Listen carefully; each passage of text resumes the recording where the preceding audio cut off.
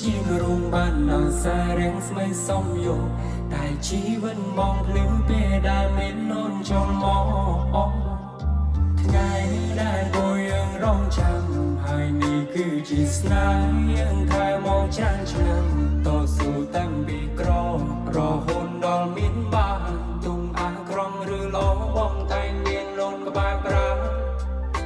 បងសូមសារភាពក្នុងថ្ងៃនេះថាបងពិតជាស្នេហ៍ដងខែរំលានេះឆោបនដូចកាយរំកាយដូចពោសអូនអើយសាឡគុំស្អាតខ្លាំងវិញបងសុំមងបងទុំរំមិនឈប់បែរលោលោជុំថ្ងៃលេងជាថ្ងៃវេ5ផងបងមិនធ្លាប់ចាំទុំរៀបចំឲ្យយើងខ្លាចជាគូបងអូនគឺជាប្រពន្ធដែលបងទុំអូនដូចរំសុំជាប់បែរដួងមួយនេះផងតើបានទេយើងមាននិស្ស័យបានក្រាបក្បាលដល់កន្ទេក្នុងនាមជាស្វាមីបានថ្នាក់ក្នុងថ្លៃគ្រប់ពេល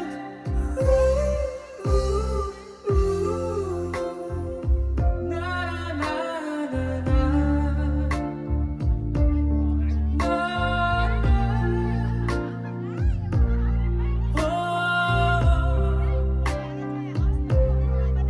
បាខ្លងដុំទៅកាន់សងតាំងពីក្មេងថ្ងៃនេះបាកាន់សងឲ្យអារម្មណ៍កូនហាំងប្រែផ្សេងមិនហុញកេញចំឲ្យខ្ញុំឆ្លងមុខខ្លួនឯងទិនភ្នែកហូរស្រោហាំកាន់សងនេះតំតែងអខំពីហាងដតៃកាន់ដៅមាសក្រាបសែនចងដៃ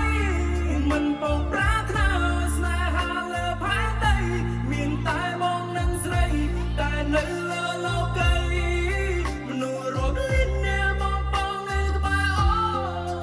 ជុំបេះដូងមួយនេះផងតើបានទេយើងមាននិស្ស័យបានក្រាបក្បាលដល់កន្ទេក្នុងនាមជាស្វាមីបានថ្នាក់ថ្នមថ្លៃគ្រប់ពេល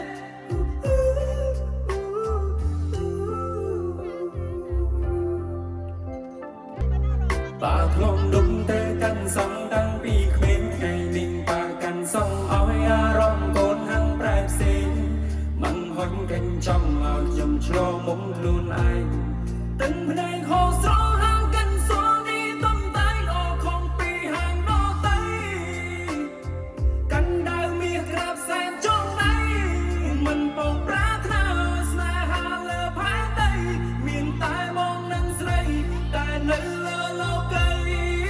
មនុស្សរត់លិនអ្នកមកបងនៅក្បែរអូ